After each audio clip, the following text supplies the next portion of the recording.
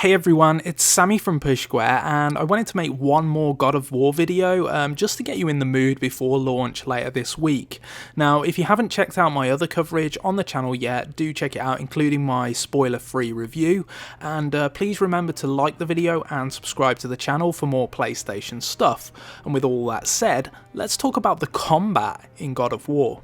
So obviously combat is one of the key components to God of War, and while this new entry is different to previous editions, that still very much remains the case. So I wanted to talk you through the various options you have in attack.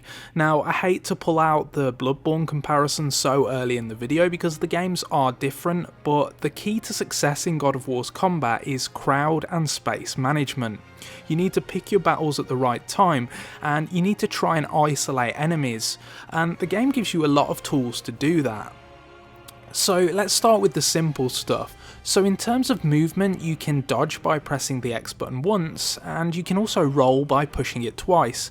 Now, the dodge is great if there's an attack that you need to avoid, and obviously it opens a window for you to get aggressive if you time it right. But the roll is also really good if you need to open up some space between you and the enemy. It's also useful when there are like really large foes whose attacks cover a large space, and in addition to the dodges, you can also quick turn using the down button on the D-pad, and there's a warning ring around Kratos' waist that will alert you to threats that you maybe can't see due to the camera's position. You also have a shield, and as in past God of War games, a well-timed defense will allow you to parry an enemy's attack, although there are foes who can break your guard. Similarly, as you further the skill tree, you'll unlock your own guard breaks, which come in really useful later on in the campaign.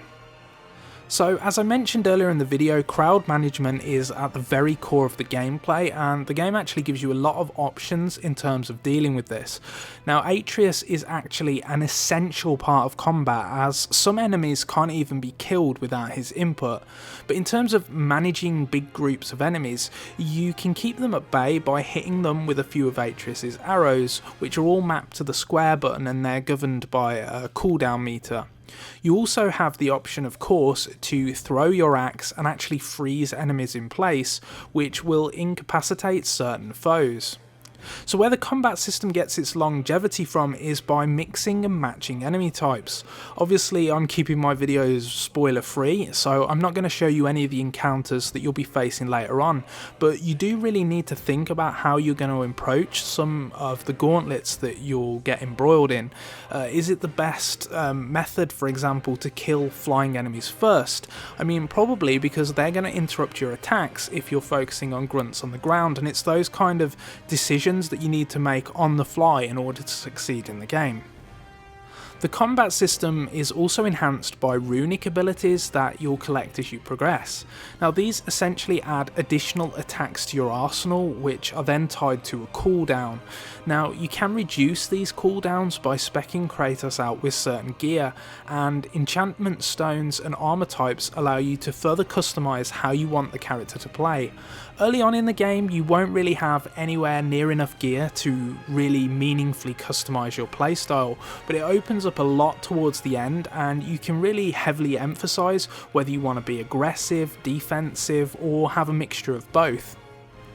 So that's just a brief overview of the combat system, and there is more stuff to it that I can't talk about without delving into spoilers, so I'm not going to, but it gives you a rough idea of what the early gameplay is like and how the combat works. I personally think that this system is really well designed, and I will say that I'm still playing the game now despite finishing the review over a week ago, so I've really enjoyed my time with it. It's an absolutely brilliant game, but you know that already if you see my review, and if you haven't, go and check out my review.